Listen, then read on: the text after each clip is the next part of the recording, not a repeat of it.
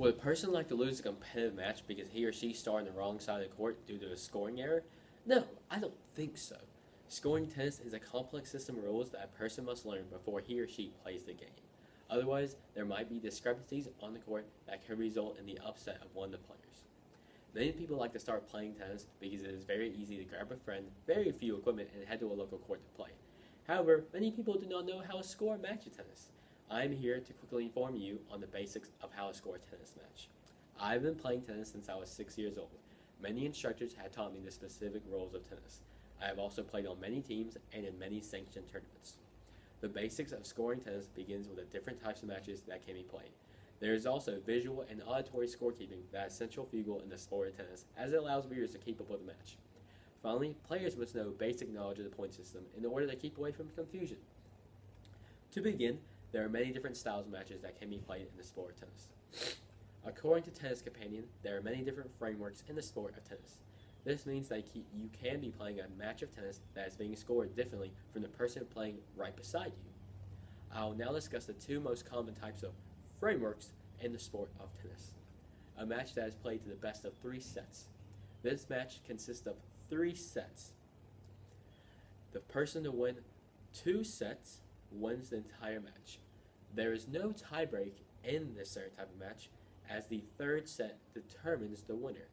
If the sets are split 1-1, the 3rd set is used to determine the winner. The second type of framework is an 8-game pro set, which is a match that is played to only 8 games. The winner is determined by whoever wins 8 games first. This type of match is usually very short and are only played if there are time discrepancies. Now I'll continue to discuss the actual scorekeeping that is noticed by viewers during the match. Visual and auditory scorekeeping is an integral part of the game. Auditory scorekeeping comes from the server when he or she announces the score.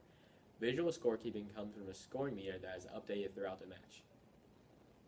There are certain rules that must be followed when vocalizing the score. Servers must repeat their score first before they begin to start at each point. According to the author of How to Score the Game of Tennis, in scoring, the server's points are always given first. For example, if the server wins the first point, the score would be 15-love. When the player has 0 points, it is pronounced love, not 0. If both players have the same score, it is pronounced once, followed by all. For example, if both players have 15 points, the score is pronounced 15 all. Points go in the order of love, 15, 30, and 40. How to use a scoring meter. Located on the side of every court is a scoring meter. There are many different types of scoring meters. They are commonly used to keep track of how many games have been played, who has won each game, and how many sets have been played. A scoring meter is updated during the swapping of sides on odd-numbered games. These are used by viewers to see who is winning the match. Finally, I will discuss the rudimentary knowledge of the scoring of a match. I will start off with the simplest scoring points and then discuss the larger points and how they are achieved within a match. A full, complete match between 2 people is called a match. Some people like to call this a game. However, this is incorrect, as a game in tennis is a smaller system of scoring. For example, people can call a basketball game a complete thing between 2 opposing teams. However, this does not transfer to the sport of tennis, as the game is a smaller system of scoring. This is probably known as a match. Matches consist of, from smallest to largest, points, games, and sets. According to Tennis Tips, the habituation game set match is said to signal the end of a match. Points are made within a game. There is a minimum of 4 points to be won to complete 1 game. Points are made by serving to the opposing player or being served to by the opposing player and winning that play. Games are won with a certain amount of points. Once a player has reached a point of 40 and is not at a deuce, the player only has to win 1 more point to win the game. By counting the number of games played, players will swap sides of the court if there has been a number of odd games played. For example, after the first game, players will swap sides. Sets are earned by reaching a certain number of games. Sets are earned by reaching a number of 6 games or 8 games depending on what type of match you are playing. If you are playing a game best out of 3 sets, then you only have to win 6 games to win a set. Whoever wins 2 sets first wins the match.